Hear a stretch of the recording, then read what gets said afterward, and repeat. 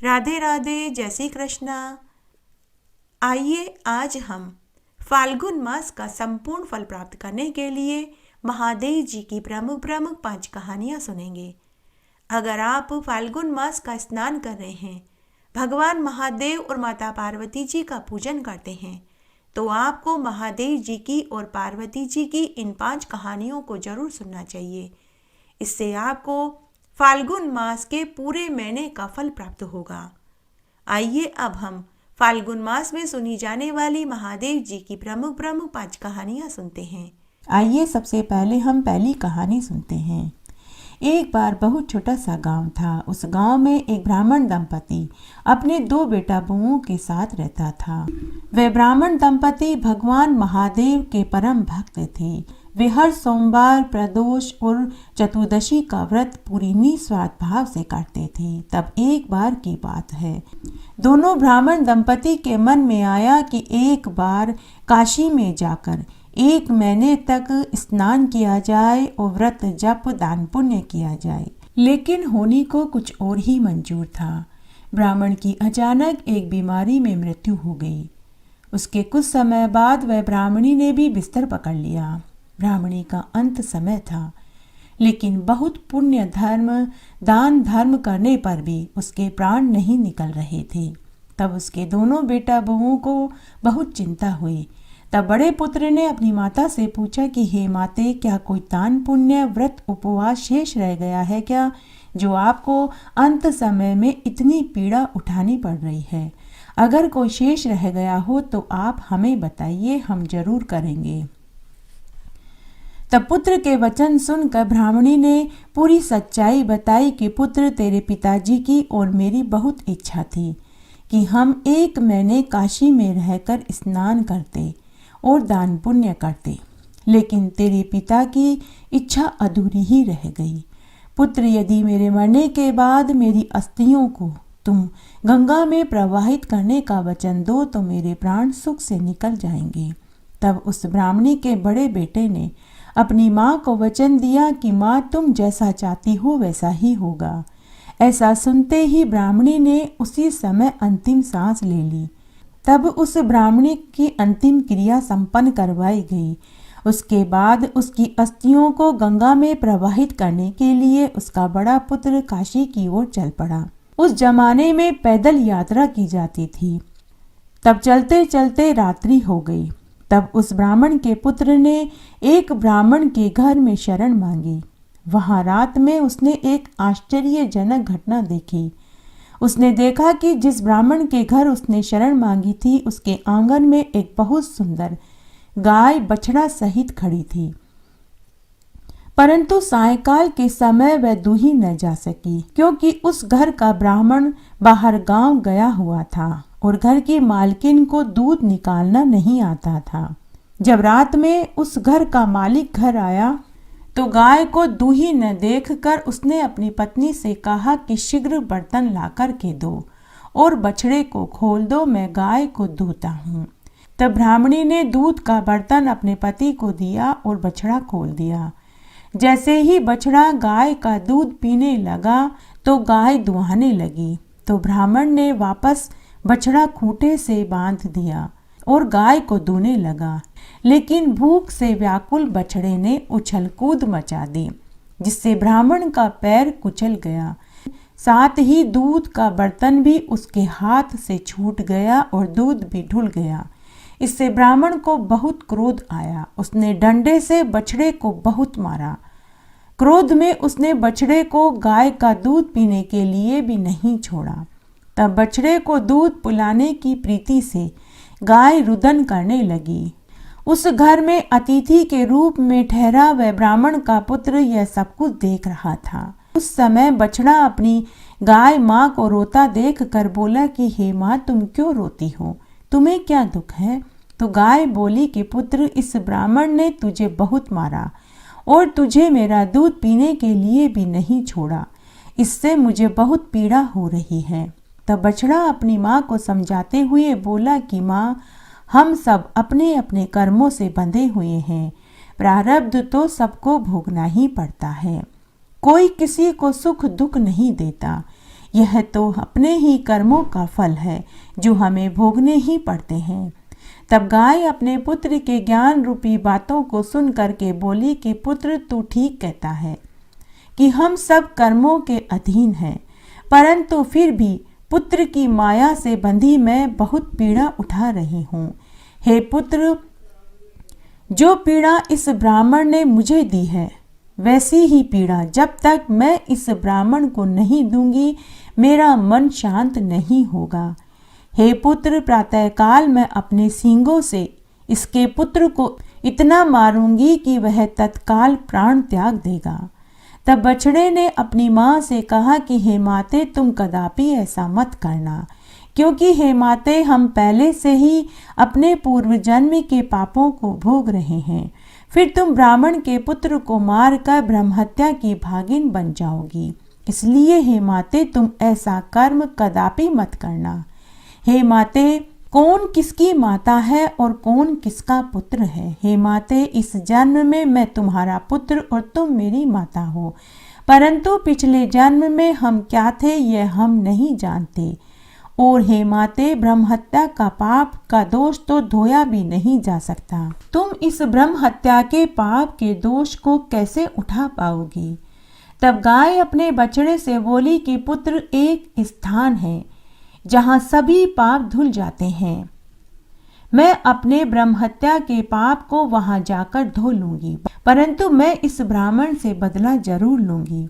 तब माता की बात सुनकर बछड़ा मौन हो गया। उन दोनों गाय और बछड़े की सारी बातें वह ब्राह्मण का पुत्र सुन रहा था।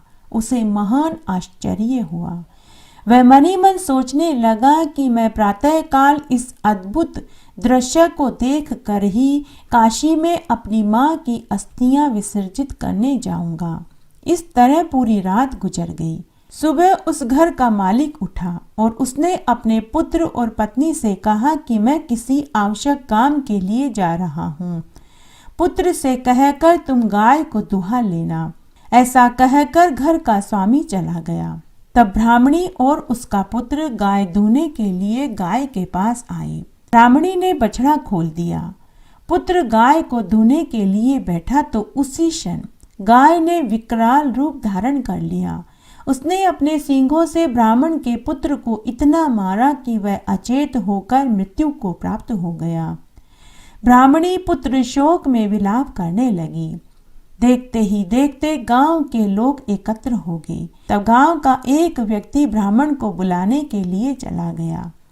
ब्राह्मणी ने दुखी होकर गाय की रस्सी खूंटे से खोल दी और बोली कि इस हत्यारिन गाय को अब मैं घर में रख कर क्या करूंगी। उसी क्षण वह श्वेत रंग की गाय ब्रह्महत्या के दोष के कारण काले रंग की हो गई। वह गाय पूंछ उठाकर अपने ब्रह्महत्या के पाप को धोने के लिए निर्दिष्ट स्थान की ओर चल दी। वह अतिथि यात्री भी गाय के पीछे पीछे उस स्थान को देखने के लिए चल पड़ा। चलते चलते गाय नर्मदा के तट पर नंदीश्वर महादेव के स्थान पर पहुंच गई और नर्मदा नदी के जल में 3 गोते लगाने लगी। उसके 3 गोते लगाते ही उसके सारे ब्रह्महत्या के पाप धुल गए। वह ब्रह्महत्या के पाप से मुक्त हो गई। वह पुनः अपने पूर्ववत श्वेत रंग में हो गई और वापस अपने बछड़े के पास चली गई। तभी नर्मदा नदी में से एक सफेद वस्त्र पहने एक सुंदर स्त्री निकली और वह ब्राह्मण पुत्र से बोली कि हे पुत्र, तुम्हारी माँ परलोक में मुक्ति के लिए प्रतीक्षा कर रही है। तुम अपनी माँ की अस्थियों को गंगा में प्रवाहित करके उसे मुक्ति प्रदान करो। ऐसा कहकर वह देवी अंतर्ध्यान हो गई। तब उस ब्राह्मण के पुत्र ने पहले गंगा में स्नान किया, फिर अपनी माँ की अस्थियों को गंगा में प्रवाहित करा। तभी उसकी माता ने दिव्य देह धारण करके अपने पुत्र को सुख समृद्धि धन धान्य का आशीर्वाद देकर स्वर्ग चली गई। भगवान महादेव के इस महात्म्य को जो कोई भी सुनता है उसे मरने के बाद परम गति की प्राप्ति होती है। घटती हो तो पूरी हो तो परवान चढ़े, भूले बिसरे नाम तेरे भंडार में भरे। सोमवार की दूसरी कहानी। एक बार बहुत छोटा सा गांव था। उस गांव में एक ब्राह्मण दंपति अपने बेटा बहू के साथ रहता था। वह ब्राह्मण भगवान महादेव का परम भक्त था। गांव में महादेव जी का एक छोटा सा मंदिर था। वह ब्राह्मण भगवान महादेव जी के मंदिर में सेवा दिया करता था। दोनों समय की आरती करता और बदले में जो चढ़ावा आता उसी से उनका घर खर्च चलता था। ब्राह्मण की पत्नी भी वार त्योहार पर गांव की औरतों को कथा कहानियां सुनाया करती थी, जिससे उन्हें सीधा मिल जाता था। सीधे में आटा, दाल, तेल, घी, गुड़, चीनी आदि मिलता था। लेकिन कभी यह उनके परिवार के लिए कम पड़ता था तो कभी बराबर का पड़ता था। तब एक दिन ब्राह्मणी ने अपने पति से कहा कि सुनो जी, हमारा गुजारा ऐसे कैसे चलेगा? घर की आर्थिक हालत तो सुधरती ही नहीं। तब ब्राह्मण अपनी पत्नी से बोला कि भगवान, मुझे महादेव जी पर पूर्ण विश्वास है, एक न एक दिन हमारी गरीबी जरूर दूर हो जाएगी। तब एक दिन की बात है, ब्राह्मण महादेव जी के मंदिर में पूजा पाठ करके संध्या की आरती करके घर लौट रहा था। तब उस दिन उस गांव का एक धनी सेठ महादेव जी के मंदिर में जाकर सीढ़ियों पर बैठ गया। तभी उस धनी सेठ को मंदिर में से किसी के बोलने की आवाज सुनाई दी। धनी सेठ ने मंदिर की खिड़की में से झांक करके देखा तो भगवान महादेव और नंदकेसर आपस में बातें कर रहे थे। नंदकेसर भगवान महादेव जी से कह रहा था कि हे भगवान, आप उस पुजारी की गरीबी दूर कर दीजिए, वह पुजारी आपका परम भक्त है। तब भगवान महादेव जी नंदकेसर से कह रहे थे कि हे नंदकेसर, मैं भी चाहता हूँ कि मेरा भक्त दुख न पाए, इसलिए हे नंदकेसर, इस बार महाशिवरात्रि के दिन मैं उस ब्राह्मण की गरीबी को दूर कर दूंगा। उसने अब तक जितने भी बेल पत्र और आंकड़े के फूल मेरे ऊपर चढ़ाए हैं, उसे उतने ही सोने के सिक्के मैं दूंगा। धनी सेठ ये सारी बातें सुन रहा था। वह उसी क्षण ब्राह्मण के घर आया और ब्राह्मण से बोला कि हे ब्राह्मण देव, मुझे आपसे एक काम है। अगर आप मेरा काम कर देंगे तो बदले में मैं आपको 100 स्वर्ण मुद्राएं दूंगा। ब्राह्मण धनी सेठ से बोला कि हे महाशय, आप बताइए मुझे क्या करना होगा। तब धनी सेठ बोला कि हे ब्राह्मण देव, आपने अब तक महादेव जी के ऊपर जितने भी बेल पत्र और आंकड़े के फूल चढ़ाए हैं, आप उसका पुण्य फल मुझे दे दीजिए। बदले में मैं आपको 100 स्वर्ण मुद्राएं दूंगा। ब्राह्मण की पत्नी और उसके बेटा बहू भी यह सारी बातें सुन रहे थे। तब ब्राह्मणी ने ब्राह्मण को घर के भीतर बुलाया और कहा, हे स्वामी, आप जैसा वह धनी कह रहा है ऐसा कर दीजिए, हमारी गरीबी दूर हो जाएगी। ब्राह्मण बहुत लाचार था। ब्राह्मण ने जब अपनी पत्नी और बेटा बहू की आंखों की तरफ देखा तो उनकी आंखों में चमक आ रही थी। ब्राह्मण बहुत लाचार और दुखी था, लेकिन कुछ देर सोचने के बाद उसने भी हामी भर दी। तब ब्राह्मण ने आंखें बंद करके संकल्प लिया और बोला कि हे महादेव जी, मैंने अब तक जितने भी बेल पत्र और आंकड़े के फूल आपके चढ़ाए हैं, उसका फल इस धनी सेठ को मिले। धनी सेठ ब्राह्मण को 100 स्वर्ण मुद्राएं देकर खुशी खुशी घर आ गया। तब महाशिवरात्रि के दिन वह धनी सेठ भगवान महादेव जी के मंदिर में जाकर के बैठ गया और स्वर्ण मुद्राएं पाने की लालसा में पूरे दिन वह वहीं बैठा रहा। सुबह से दोपहर और दोपहर से शाम हो गई, लेकिन कोई चमत्कार नहीं हुआ। धनी सेठ के सब्र का बांध टूट रहा था। तभी अचानक वहां एक बहुत बड़ी पोटली स्वर्ण मुद्राओं से भरी आकर के गिरी। धनी सेठ की आंखें फटी की फटी रह गई। जैसे ही सेठ उस स्वर्ण की पोटली को लेने के लिए उठा, लेकिन वह उठ नहीं पाया, वह वहीं चिपक गया। धनी सेठ ने उठने की बहुत कोशिश करी, लेकिन वह उठ नहीं पाया। पूरी रात्रि वह वहीं चिपका हुआ बैठा रहा। तभी वहां आकाशवाणी हुई। महादेव जी ने धनी सेठ से कहा कि अरे लालची सेठ, किसी के किए पुण्य का फल तुम कैसे ले सकते हो? अगर तुम यहाँ से उठना चाहते हो तो तुम ब्राह्मण को 500 स्वर्ण मुद्राएं दोगे और साथ में ये स्वर्ण मुद्राओं की पोटली भी तुम दोगे, तभी मैं तुम्हें यहाँ से छुड़ाऊंगा। सेठ ने कान पकड़कर हाथ जोड़कर अपनी गलती मानी। दूसरे दिन रोजाना की तरह वह ब्राह्मण महादेव जी के मंदिर में आया। तब सेठ ने ब्राह्मण से माफी मांगी और पूरी बात बताई। तब धनी सेठ ने ब्राह्मण को 500 स्वर्ण मुद्राएं और साथ ही स्वर्ण मुद्राओं की वह पोटली भी पकड़ाई। ब्राह्मण परिवार के ऊपर महादेव जी की कृपा बरस गई।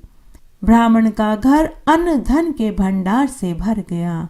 साथ ही वह धनी सेठ भी भगवान महादेव का परम भक्त बन गया। घटती हो तो पूरी हो तो परवान चढ़े, भूले बिसरे नाम तेरे भंडार में भरे। एक बार माता पार्वती जी कैलाश पर बैठे बैठे धरती के लोगों को देख रही थी। उन्होंने देखा कि मृत्यु लोक के वासी जो जितना पूजा पाठ व्रत उपवास दान पुण्य करते थे वे ज्यादा दुख उठा रहे थे और बहुत गरीब भी थे, जबकि दूसरी तरफ कुछ लोग ऐसे थे जो भगवान का पूजा पाठ व्रत उपवास दान पुण्य नहीं करते थे, वे ज्यादा सुखी थे। तब माता पार्वती जी महादेव जी के पास गई। उस समय महादेव जी ध्यान मुद्रा में बैठे हुए थे। तब माता पार्वती जी उनकी ध्यान मुद्रा के टूटने का इंतजार करने के लिए वहीं बैठ गई। थोड़ी देर बाद महादेव जी ध्यान मुद्रा से उठे तो माता पार्वती जी उन्हें निहार रही थी। तब महादेव जी माता पार्वती जी से बोले कि हे देवी, आप ऐसे क्यों बैठी हैं? आपको किस बात की चिंता है? तो पार्वती जी महादेव जी से बोली कि हे देव, मैंने आज मृत्युलोक के वासियों को देखा तो मैंने पाया कि जो आपको पूजते हैं, व्रत उपवास दान पुण्य करते हैं, वे ज़्यादा दुखी और गरीब हैं, जबकि कुछ लोगों को मैंने देखा कि वो आपका नाम भी नहीं लेते, नहीं पूजा पाठ करते हैं, फिर भी वे ज़्यादा अमीर और सुखी हैं। मुझे आपका न्याय करने का तरीका पसंद नहीं आया। हे देव, आप अमीर को ज़्यादा अमीर और गरीब को और गरीब होने का वर देते हैं। तब महादेव जी मुस्कुराते हुए बोले कि हे कल्याणी, मैं सबको उनके कर्म अनुसार ही फल प्रदान करता हूँ। जो जैसा कर्म करता है वह वैसा ही फल पाता है। लेकिन पार्वती जी नहीं मानी। तब महादेव जी बोले कि हे गोरा, तुम क्या चाहती हो? तो पार्वती जी बोली कि अगर मैं आपकी जगह होती तो मैं ऐसा कदापि नहीं करती। तब महादेव जी बोले कि गोरा, ऐसा करते हैं कि मैं तुम्हें 3 दिन के लिए अपने अधिकार देता हूँ। 3 दिन तक पृथ्वी के वासियों को तुम जो चाहो वो दो, मैं कुछ नहीं बोलूँगा। तब माता पार्वती जी बोली कि हे प्रभु, इसके लिए मैं आपके साथ पृथ्वी पर जाना चाहती हूँ। मैं खुद उनकी परीक्षा लूँगी और फिर उन्हें उनका अधिकार दूँगी। तब महादेव जी बोले कि ठीक है गोरा, जैसा तुम चाहती हो वैसा ही होगा। तब महादेव जी और माता पार्वती जी ने एक वृद्ध दंपति का वेश बनाया और वे पहुँच गए पृथ्वी पर। चलते चलते वे एक बहुत बड़ी हवेली नुमा घर में पहुँचे और वहाँ का दरवाज़ा खटखटाया तो अंदर से एक सेठानी निकली जो कीमती आभूषण जरी की साड़ी पहने हुए थी। उसने नाराज होते हुए पूछा कि आप लोग कौन हैं और यहाँ क्यों आए हैं? तो वृद्ध दंपति वेश में भगवान बोले कि हम दूर गांव से आए हैं, हमें बहुत भूख लगी है, हमें खाने को भोजन चाहिए। तो सेठानी नाराज होते हुए बोली कि जाओ यहाँ से, मेरे घर में तुम्हें खिलाने के लिए कुछ नहीं है। और ऐसा कहकर उसने दरवाजा बंद कर दिया।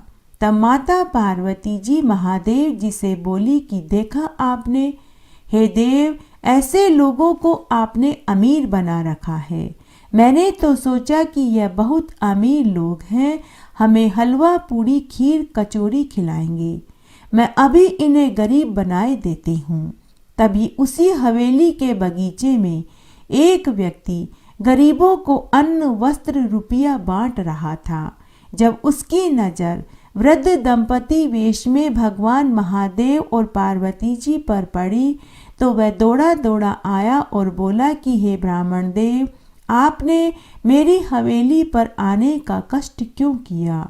आपने मुझे बताया होता, मैं खुद आपके पास आ जाता।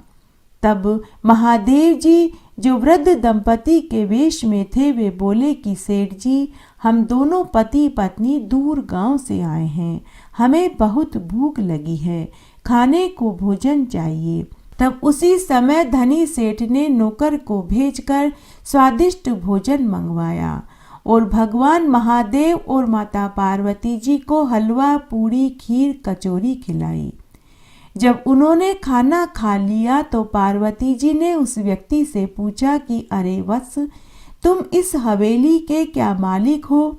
तो वह व्यक्ति बोला कि नहीं बुढ़िया माई, इस हवेली का मालिक तो भगवान महादेव है, मैं तो इस हवेली का नौकर हूँ। माता पार्वती जी को महान आश्चर्य हुआ और वे वहाँ से आगे चल दिए। तब माता पार्वती जी महादेव जी से बोली कि हे देव, मैं तो इस हवेली की सेठानी को गरीब बनाने वाली थी, लेकिन उसका पति तो बड़ा ही दयावान निकला और आपका सबसे बड़ा भक्त निकला। फिर वे वहाँ से आगे चल दिए। फिर वे एक गरीब मजदूर के घर गए। वे लोग जोर जोर से महादेव जी के नाम का जाप कर रहे थे, महादेव जी की पूजा पाठ कर रहे थे। तब वृद्ध दंपति वेश में महादेव और पार्वती जी उनके घर पहुँचे और एक रात्रि उनके घर में रहने का ठिकाना मांगा। तो उन्होंने खुशी खुशी अपने घर में रहने की जगह दी और भोजन भी खिलाया। तब माता पार्वती जी महादेव जी से बोली कि देखो देव, ये लोग कितने सरल सीधे स्वभाव के हैं। इन्होंने न केवल हमें भोजन खिलाया बल्कि इन्होंने अपने घर में हमें रहने की जगह भी दी। ये लोग आपकी कितनी पूजा पाठ करते हैं। इन्हें गरीब रखना तो सही नहीं है। अभी वे पूरी बात बोल भी नहीं पाई थी कि माता पार्वती जी बेहोश हो गई, क्योंकि घर के लोगों ने उनके खाने में नींद की गोलियां मिला दी थी ताकि अर्धरात्रि में वे उनको लूट सके। महादेव जी तो ठहरे अंतर्यामी। महादेव जी यह सब कुछ जानते थे तो उन्होंने उसी क्षण माता पार्वती जी को लेकर वे अंतर्ध्यान हो गए और कैलाश पर पहुंच गए। सुबह माता पार्वती जी को होश आया और जब उनकी नींद खुली तो वे महादेव जी से बोली कि हे देव, हम तो रात्रि में पृथ्वी पर एक गरीब मजदूर के घर सोए थे, फिर हम कैलाश पर कैसे पहुँचे? तब भगवान महादेव ने माता पार्वती जी को पूरी सच्चाई बताई। तो माता पार्वती जी शर्मिंदा होते हुए बोली कि हे देव, मनुष्य जैसा दिखता है वह अंदर से वैसा क्यों नहीं होता? आप सच कहते हैं, इसीलिए वे अपने कर्मों का फल भोग रहे हैं। हे देव, आप अपना अधिकार वापस ले लीजिए। मुझे इन चक्रों में पड़ना ही नहीं है। इंसानों की फितरत को अब मैं और नहीं जानना चाहती। आपका न्याय करने का तरीका सही था, सही है और हमेशा ही सही रहेगा। अब मैं कभी आपके ऊपर संदेह नहीं करूँगी। घटती हो तो पूरी हो तो परवान चढ़े, भूले बिसरे नाम तेरे भंडार में भरे। एक बार बहुत छोटा सा गांव था। उस गांव में ब्रह्मदत्त नाम का ब्राह्मण अपने एक मंद बुद्धि पुत्र के साथ रहता था। उसकी पत्नी का बहुत बरस पहले ही देवलोक गमन हो चुका था। वह ब्रह्मदत्त ब्राह्मण महादेव जी का परम भक्त था। वह रोज महादेव जी के मंदिर में जल चढ़ाने के लिए जाया करता था। ब्रह्मदत्त ब्राह्मण का मंद बुद्धि पुत्र बड़ा ही सरल और सीधा और ईमानदार था।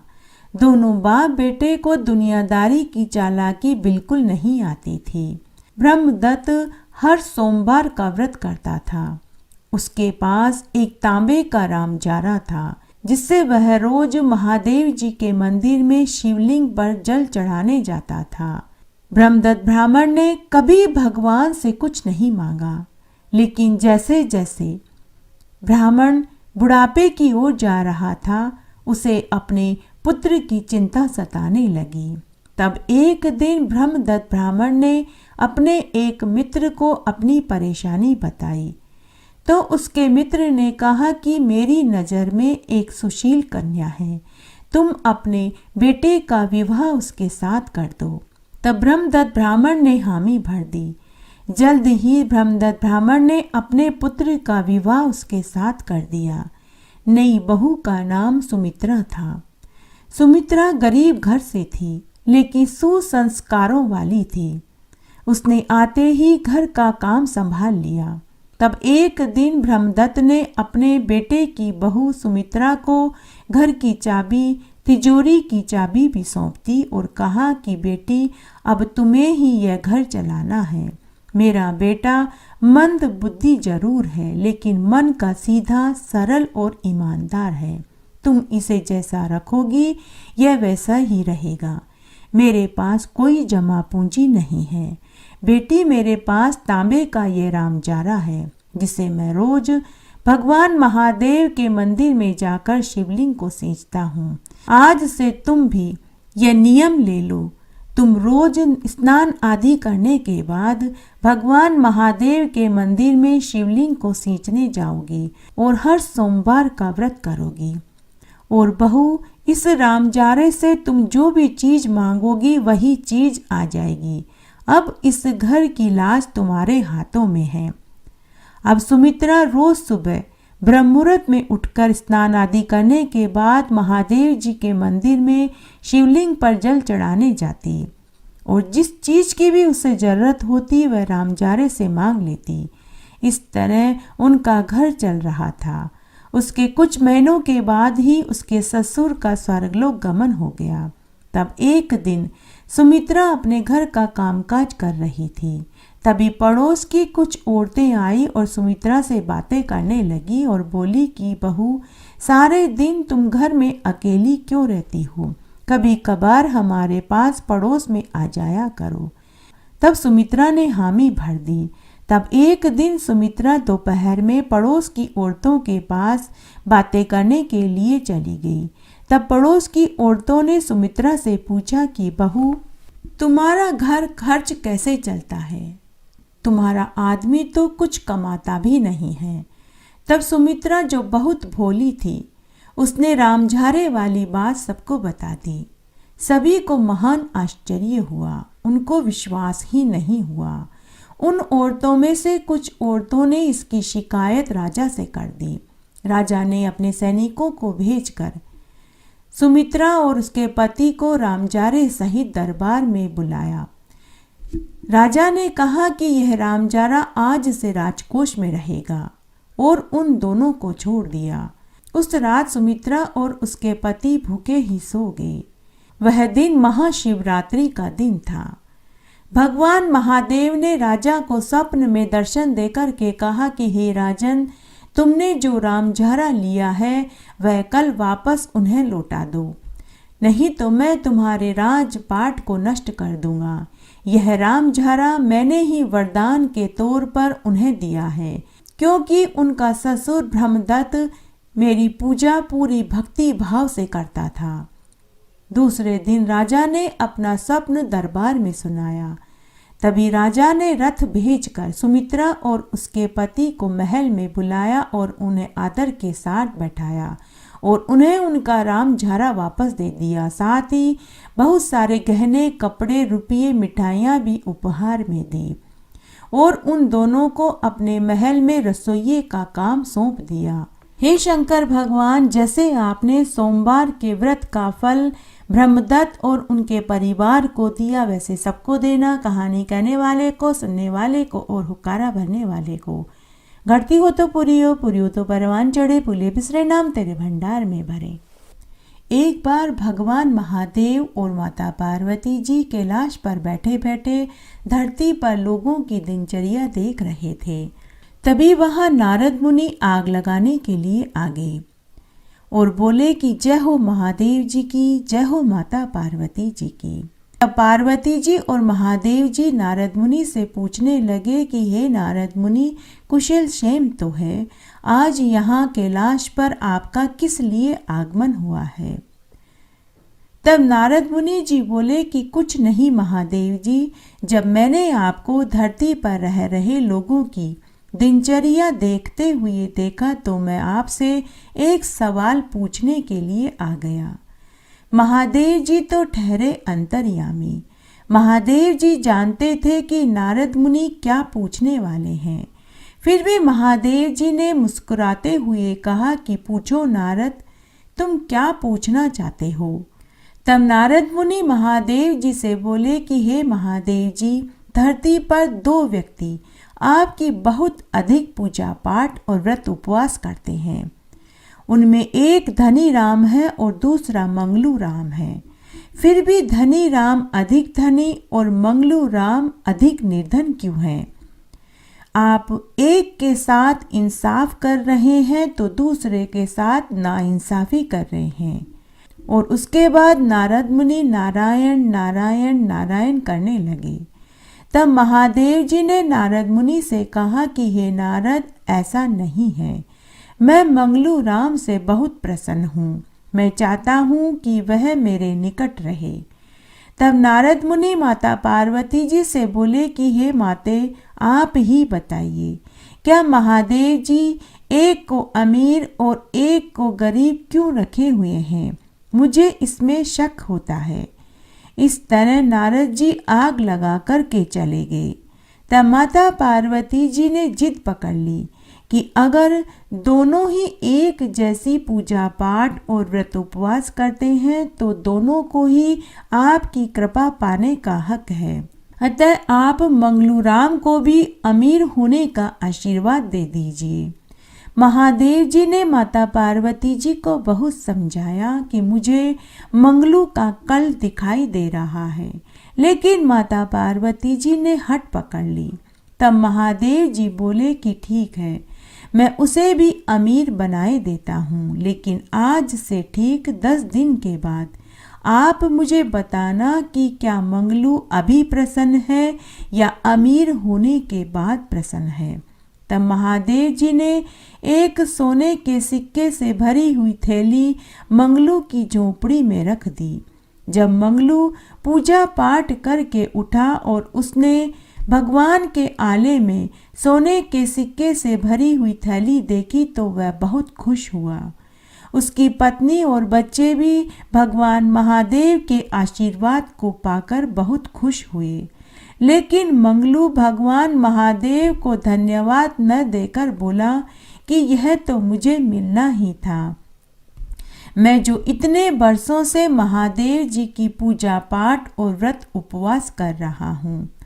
मंगलू राम तो सोने के सिक्कों की थैली को पाकर बदल ही गया। उसने महादेव जी की पूजा पाठ व्रत उपवास करना भी छोड़ दिया। वह पैसों का दुरुपयोग करने लगा, जुआ खेलने लगा, शराब पीने लगा और वेश्याओं के पास जाने लगा। मंगलू राम की पत्नी ने अपने पति को बहुत समझाया, लेकिन मंगलू राम अपनी पत्नी के साथ मारपीट और गाली गलौज करने लगा। मंगलू राम की पत्नी भगवान महादेव से प्रार्थना करने लगी कि हे भगवान, आपने हमें अमीर बना करके अच्छा नहीं किया। मेरा घर पहले स्वर्ग था, 2 वक्त की रोटी खाकर सुकून से रहते थे, लेकिन अब मेरा घर नरक हो गया है। मेरा पति आपसे दूर हो गया है। हमें आप अपने पास ही रहने दीजिए। आप हमें पहले वाला मंगलू दे दीजिए। और ऐसा कहकर वह सुबह सुबह रोने लगी। आज 10वां दिन था। माता पार्वती और महादेव जी कैलाश पर बैठे यह सब कुछ देख रहे थे। माता पार्वती जी ने अपनी गलती मानी। तब महादेव जी ने वापस अपना चक्र चलाया और मंगलूराम के बचे हुए सोने के सिक्के चोरी करवा दिए। मंगलूराम के सिर से अमीरी का भूत उतर चुका था। मंगलूराम भी बहुत पछताया। उसने अपनी पत्नी से और भगवान महादेव से अपनी गलती की क्षमा मांगी। तब भगवान महादेव ने माता पार्वती जी को समझाया कि इसीलिए मैंने मंगलूराम को अपने से जोड़ रखा था। भगवान को खुद मालूम होता है कि किसके हिस्से में क्या मिलना जरूरी है। अगर इंसान गरीब है तो वह भगवान से जुड़ा रहता है। जैसे ही पैसा मिलता है वह ईश्वर से दूर हो जाता है। दुख में सुमिरन सब करे, सुख में करे न कोई। जो सुख में सुमिरन करे तो दुख काहे को होई। घटती हो तो पूरी हो तो परवान चढ़े। भूले बिसरे नाम तेरे भंडार में भरे। बना दे रे भोला सोने की एक अटरिया, बना दे रे भोला सोने की एक अटरिया। तुम तो भोला 80 बरस के, तुम तो भोला 80 बरस के, मेरी बाली उमरिया। बना दे रे भोला सोने की एक अटरिया। पार्वती शंकर से बोली या मेरे मन भाई, पार्वती शंकर से बोली या मेरे मन भाई। सोने का एक महल बनाओ, सोने का एक महल बनाओ, सोने का एक खंबा। बना दे रे भोला सोने की एक अटरिया, बना दे रे भोला सोने की एक अटरिया। शिव शंकर ने आज्ञा दीनी विश्वकर्मा को बुलाया, शिव शंकर ने आज्ञा दीनी विश्वकर्मा को बुलाया। सोने का एक महल बनाओ, सोने का एक खंबा, सोने का एक महल बनाओ, सोने का एक खंबा। सोने का हो कोट कागड़ा, सोने का हो कोट कागड़ा, सोने की अटरिया। बना दे रे भोला सोने की एक अटरिया, बना दे रे भोला सोने की एक अटरिया। शिव शंकर और गोरा रानी रहने को जब आए, शिव शंकर और गोरा रानी रहने को जब आए। रावण जैसा पंडित ज्ञानी पूजन को बुलवाए, रावण जैसा पंडित ज्ञानी पूजन को बुलवाए। कैसा सुंदर महल बना है, कैसा सुंदर महल बना है, ठहरे नहीं नजरिया। बना दे रे भोला सोने की एक अटरिया, बना दे रे भोला सोने की एक अटरिया। शिव शंकर ने संकल्प लीना, रावण मन ललचाया, शिव शंकर ने संकल्प लीना, रावण मन ललचाया। मुझको भी वर मिल जाए तो मांगू यही अटरिया, मुझको भी वर मिल जाए तो मांगू यही अटरिया। बना दे रे भोला सोने की एक अटरिया। तुम तो भोला 80 बरस के, तुम तो भोला 80 बरस के, मेरी बाली उमरिया। बना दे रे भोला सोने की एक अटरिया। गंगादास चरणों का चाकर, हरि चरणों यस गाया, गंगादास चरणों का चाकर, हरि चरणा यश गाया। मेरे भोले बड़े दयालु, मेरे भोले बड़े दयालु, दे दी यही अटरिया। बना दे रे भोला सोने की एक अटरिया, बना दे रे भोला सोने की एक अटरिया। तुम तो भोला सी बरस के, तुम तो भोला सी बरस के मेरी बाली उमरिया। इस तरह आज हमने फाल्गुन मास में सुनी जाने वाली महादेव जी की 5 कहानियाँ सुनी। आशा करती हूँ यह आपको जरूर पसंद आएगी। मेरे साथ बने रहने के लिए आपका धन्यवाद। आगे आने वाली कथा कहानी के लिए भी आप इसी तरह मेरे साथ बने रहें। धन्यवाद।